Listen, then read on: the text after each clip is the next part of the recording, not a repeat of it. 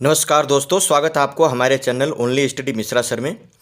हम शुरुआत करते हैं करंट अफेयर्स जो पिछले 1 सालों पर आधारित होगा। फरवरी 2023 से लेकर फरवरी 2024 तक के जो मोस्ट इम्पॉर्टेंट करंट अफेयर्स है उसके बारे में हम पढ़ेंगे। पहले हम पढ़ेंगे राष्ट्रीय घटनाओं पर आधारित प्रश्न। इसका पहला भाग मैं लेकर आ रहा हूं। इसमें सभी प्रश्न बहुत ही महत्वपूर्ण होंगे। एक एक प्रश्न आपकी सभी परीक्षाओं के लिए, जो भी एग्जाम की तैयारी कर रहे हैं आप, चाहे यूपीएससी की कर रहे हैं, यूपीपीएससी की कर रहे हैं, हरियाणा एचसीएस का कर रहे हैं, आरएएस का कर रहे हैं, बीपीएससी का कर रहे हैं, एमपीपीएससी का कर रहे हैं, सभी एग्जाम्स के लिए, एसएससी के सभी एग्जाम्स के लिए, रेलवे, एनडीए, सीडीएस, सभी परीक्षाओं के लिए समान रूप से उपयोगी होगा। तो वीडियो को लास्ट तक देखिए और इसके प्रश्नों को लिख लीजिए और याद कर लीजिए, आपके परीक्षा के लिए बहुत ही महत्वपूर्ण होगा। चलिए हम शुरुआत करते हैं राष्ट्रीय घटनाओं पर आधारित करंट अफेयर्स वार्षिकी के बारे में, जो फरवरी 23 से फरवरी 2024 तक के लिए यहाँ तक होगा। पहला प्रश्न है रायसीना डायलॉग से संबंधित प्रश्न है। रायसीना डायलॉग के 9वें संस्करण का आयोजन 21 से 23 फरवरी 2024 को कहाँ किया गया था? कि 3 दिनों का आयोजन था, कहाँ किया गया था? इसका उत्तर 4 विकल्प है। इसका उत्तर हो जाएगा नई दिल्ली में आयोजित किया गया था और हर साल ये नई दिल्ली में ही आयोजित किया जाता है। चलिए इसके डिटेल्स देखते हैं कि इसके डिटेल्स क्या हैं। रायसीना डायलॉग भू राजनीति और भू अर्थशास्त्र पर भारत का एक प्रमुख सम्मेलन है। यह सम्मेलन वैश्विक समुदाय के सामने आने वाली सबसे गंभीर चुनौतियों से निपटने के लिए समर्पित है, ये याद रख लीजिएगा। इसकी मेजबानी भारत के विदेश मंत्रालय के साथ साझेदारी में ऑब्जर्वर रिसर्च फाउंडेशन ORF द्वारा की जाती है। तो ये क्या है? ऑब्जर्वर रिसर्च फाउंडेशन भारत विदेश मंत्रालय के साथ मिलकर करता है। तो ध्यान रखेंगे, रायसीना डायलॉग 3 दिवसीय सम्मेलन नई दिल्ली में 21 से 23 फरवरी 2024 तक आयोजित किया गया था। इसी से जुड़ा हुआ अगला प्रश्न देखिए आप। इससे जुड़ा हुआ अगला प्रश्न क्या है? रायसीना डायलॉग 2024 के 9वें संस्करण का केंद्रीय विषय क्या था? इसका केंद्रीय विषय पूछा जा रहा है, मतलब इसका थीम क्या था? तो रायसीना डायलॉग 2024 के 9वें संस्करण का केंद्रीय विषय चतुरंगा संघर्ष, प्रतियोगिता, सहयोग और निर्माण, ये इसका जो है विषय था। इस थीम पर रायसीना डायलॉग का आयोजन किया गया था। अगला प्रश्न देखिए, रायसीना डायलॉग 2024 के 9वें संस्करण के मुख्य अतिथि कौन थे? तो इसमें मुख्य अतिथि किसे बुलाया गया था? तो ग्रीस के प्रधानमंत्री क्वारिकोस मित्सोटाकिस, इनको बुलाया गया। ग्रीस के प्रधानमंत्री हैं, इनको यहाँ बुलाया गया था। इस सम्मेलन में 115 से अधिक देशों के प्रतिभागियों ने हिस्सा लिया था। इस डायलॉग के 2024 के संस्करण में 100 से अधिक सत्रों का आयोजन भी किया गया। ये याद रखिएगा, परीक्षा से जब सत्य और असत्य कथन पूछे जाते हैं तो उसमें इस तरीके के कथन आपसे पूछे जाएंगे।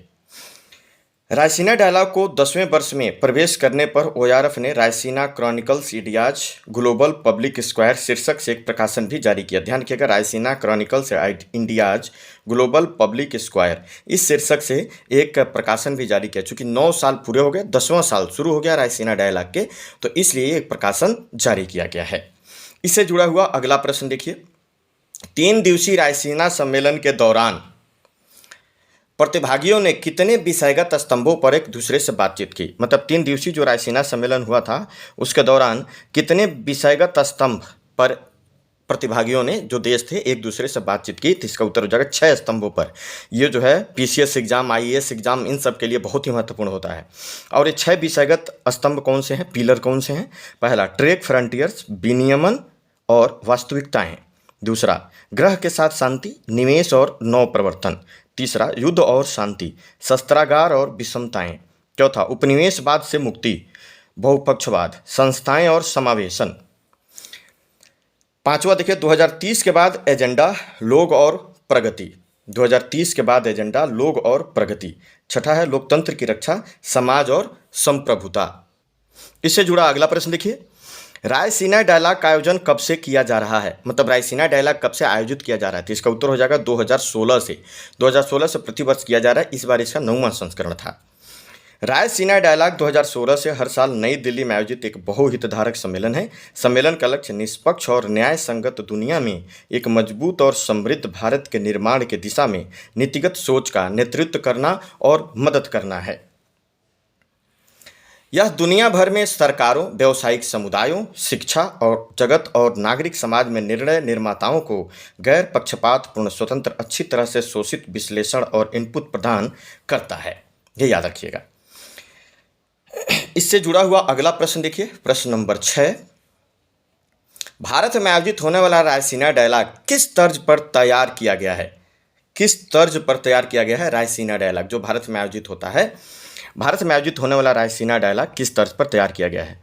तो म्यूनिख सुरक्षा सम्मेलन और सिंगापुर के सांग्री-ला, ये जरूर याद रखिएगा, सिंगापुर के सांग्री-ला डायलॉग, डायलॉग का मतलब होता है वार्ता, तो सिंगापुर के सांग्री-ला डायलॉग और म्यूनिख सुरक्षा सम्मेलन के तर्ज पर ही भारत में रायसीना डायलॉग का आयोजन किया जाता है।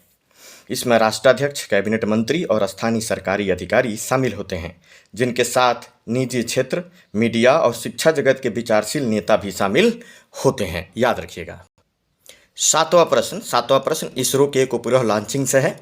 सातवां प्रश्न देखिएगा, भारतीय अंतरिक्ष अनुसंधान संगठन इसरो द्वारा मौसम की निगरानी के लिए तीसरी पीढ़ी का उपग्रह इनसैट 3DS को किस रॉकेट से लॉन्च किया गया है? जिसका उत्तर हो जाएगा GSLV F14। GSLV F14 के द्वारा इनसैट 3DS जो एक मौसम और संचार उपग्रह है लॉन्च किया गया है। डिटेल देखिए, 17 फरवरी 2024 को GSLV 14 से इनसैट 3DS को आंध्र प्रदेश के श्रीहरिकोटा से प्रक्षेपित किया गया। यह उपग्रह पृथ्वी की सतह, महासागरों की निगरानी, पर्यावरण, मौसम से जुड़ी गतिविधियों पर नजर रखेगा।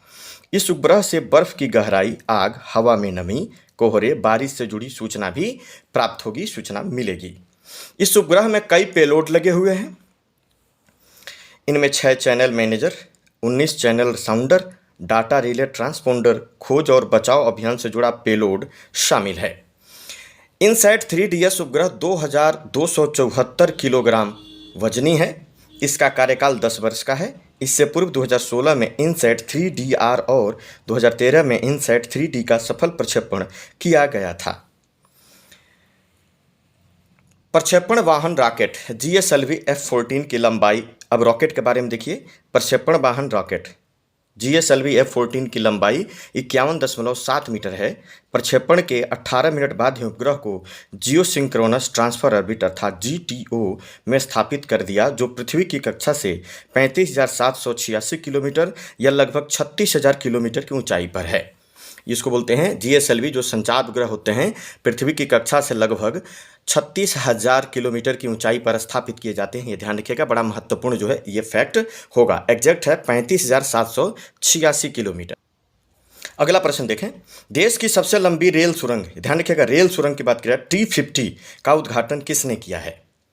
तो देश की सबसे लंबी रेल सुरंग प्रधानमंत्री नरेंद्र मोदी ने इसका उद्घाटन किया है। अब जानते हैं इसके बारे में, इसका डिटेल। प्रधानमंत्री नरेंद्र मोदी ने 20 फरवरी 2024 को उधमपुर श्रीनगर बारामूला रेल लिंक पर देश की सबसे लंबी रेलवे सुरंग का उद्घाटन किया। इस सुरंग का नाम क्या रखा गया है? T50। इस सुरंग का नाम रखा गया है T50, ये याद रखिएगा। इसकी कुल लंबाई 12.77 किलोमीटर है। T50 सुरंग की लंबाई 12.77 किलोमीटर है। यह बनिहाल, खारी, सुंबर, संगलदान रेल खंड में पड़ती है। इस रेल खंड की कुल लंबाई 48.1 किलोमीटर है। T50 सुरंग के निर्माण में 14 वर्ष का समय लगा है और इस सुरंग की लंबाई जरूर याद रखिएगा 12.77 किलोमीटर और इस सुरंग का नाम है T50। उद्घाटन प्रधानमंत्री नरेंद्र मोदी ने किया, ये याद रखेंगे। इसके साथ ही प्रधानमंत्री ने श्रीनगर से संगलदान के बीच चलने वाली पहली विद्युतीकृत ट्रेन को भी हरी झंडी दिखाई। तो ये सबसे लंबी रेल सुरंग T50 का उद्घाटन प्रधानमंत्री नरेंद्र मोदी ने किया, याद रखिएगा। अगला प्रश्न देखें, प्रश्न नंबर 9। हाल ही में किसे रिकॉर्ड 9वीं बार बिहार के मुख्यमंत्री के रूप में नियुक्त किया गया है या शपथ दिलाया गया है? जिसका उत्तर हो जाएगा श्री नीतीश कुमार बिहार के 9वीं बार मुख्यमंत्री के रूप में शपथ लेने वाले व्यक्ति हैं। 28 जनवरी 2024 को बिहार के राज्यपाल राजेंद्र विश्वनाथ आर्लेकर ने नीतीश कुमार को सीएम के रूप में शपथ दिलाई। भाजपा के 2 मंत्रियों सम्राट चौधरी व विजय कुमार सिन्हा को उप मुख्यमंत्री नियुक्त किया गया। 12 फरवरी 2024 को नीतीश कुमार ने एनडीए गठबंधन सरकार से बिहार विधानसभा में आरजेडी के 3 विधायकों सहित 129 वोटों के साथ विश्वास मत हासिल कर लिया और उन्होंने एनडीए के साथ गठबंधन करके सरकार बनाई। बिहार की 243 विधानसभा सीटों में जनता दल यूनाइटेड को 45 सीटें प्राप्त है, आरजेडी को 79 सीटें प्राप्त है, भाजपा को 78 सीटें, कांग्रेस को 19 सीटें तथा अन्य दलों को 22 सीटें प्राप्त है। ये याद रखिएगा, बिहार विधानसभा में 243 विधानसभा सीट है। और इस सेशन का अगला और 10वां प्रश्न, झारखंड के बारे में मुख्यमंत्री के रूप में किसने शपथ लिया है? तो चंपई सोरेन। हेमंत सोरेन जो झामुमो के नेता थे, झारखंड के मुख्यमंत्री थे उनको भ्रष्टाचार के आरोप में उनको गिरफ्तार किया गया है। उनके त्यागपत्र देने के बाद चंपई सोरेन झारखंड के मुख्यमंत्री के रूप में उन्होंने शपथ लिया है, उनको नियुक्त किया गया है।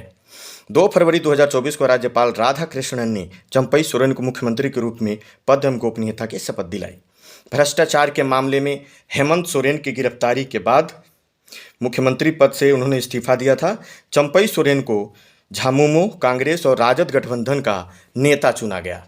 चंपई सोरेन को किसका नेता चुना गया? झामुमो, झारखंड मुक्ति मोर्चा, कांग्रेस और राष्ट्रीय जनता दल जो लालू यादव की पार्टी है का गठबंधन का नेता चुना गया और उनको मुख्यमंत्री के रूप में पद और गोपनीयता की शपथ दिलाई गई। तो इस तरीके की जानकारी के लिए हमारे चैनल को सब्सक्राइब करिए, लाइक करिए और लगातार जुड़े रहिए। आज से रोज आपको जो है डेली करंट अफेयर्स में मिलेगा, 1 साल का करंट अफेयर्स में मिलेगा जो सभी एग्जामों के लिए बड़ा महत्वपूर्ण होगा और इस पर हम सब्जेक्ट भी शुरू करने वाले हैं।